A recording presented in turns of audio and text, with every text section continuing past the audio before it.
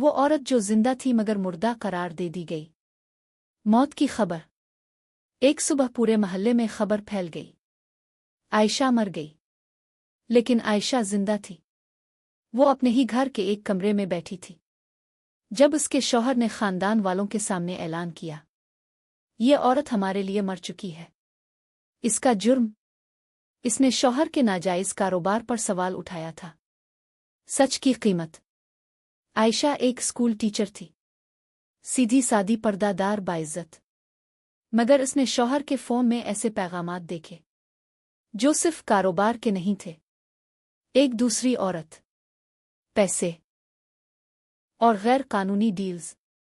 जब इसने एहतजाज किया तो इसे खामोश करा दिया गया, मारा नहीं गया, बस बदकिरदार कह दिया गया। किरदार कशी।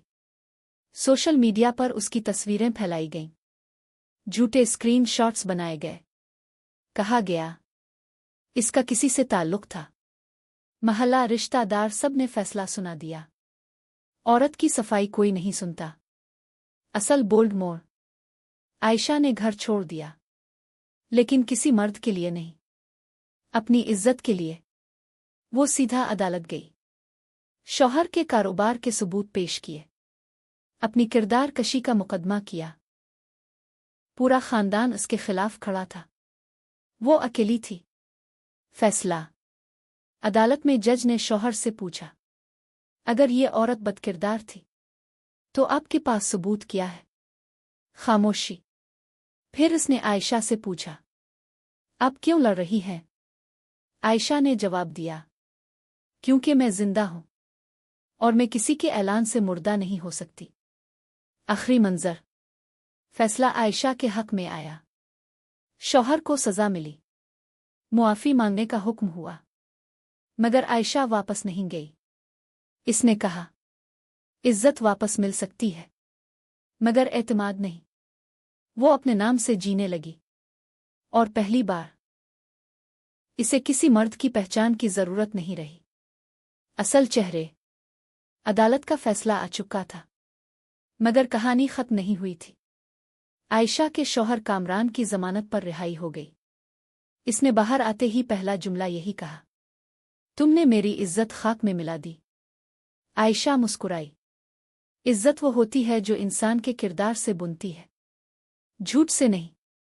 कामरान को पहली बार एहसास हुआ कि वो औरत जिसे वो कमजोर समझता था अब इससे डरने वाली नहीं रही। सच का दूसरा पहलू। एक रात आयशा के पास एक नामालूम नंबर से कॉल आई। दूसरी तरफ वही औरत थी जिसके साथ कामरान के पैगामात थे, मैं तुम्हारी दुश्मन नहीं हूं, मैं भी उसकी शिकार हूं। वो औरत रोती रही। इसने बताया कि कामरान ने इसे भी निकाह का झूठा वादा किया था, पैसे लिए थे, इस्तेमाल किया और छोड़ दिया। आयशा के लिए ये नया सदमा नहीं था मगर एक नया सबूत जरूर था, अवामी सच। आयशा ने इस औरत को साथ लेकर प्रेस कॉन्फ्रेंस की। कैमरे ऑन थे, लोग इंतजार में थे। आयशा ने कहा, मुझे बदकिरदार कहा गया, आज मैं सच सामने ला रही हूं और मैं अकेली नहीं हूं। पूरे शहर में खबर फैल गई। सोशल मीडिया जो पहले इसे गालियां दे रहा था अब हमदर्दी के पैगामात भेज रहा था।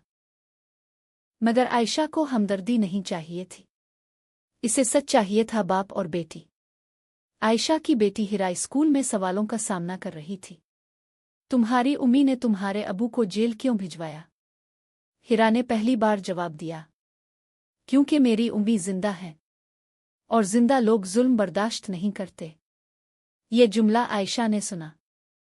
इसे एहसास हुआ कि इसकी जंग सिर्फ अपनी नहीं थी, वो आने वाली नस्ल के लिए लड़ रही थी आखिरी मुकाबला। कामरान ने आखिरी कोशिश की। वो घर आया, घुटनों पर बैठ गया। वापस आ जाओ, लोग हंस रहे हैं मुझ पर। आयशा ने आहिस्ता से कहा, जब लोग मुझ पर हंस रहे थे तब तुम कहाँ थे? खामोशी। मैं तुम्हें मुआफ कर सकती हूं मगर खुद को दोबारा दफन नहीं कर सकती। और उसने दरवाजा बंद कर दिया। चंद महीनों बाद عائشہ نے اپنا اسکول کھول لیا۔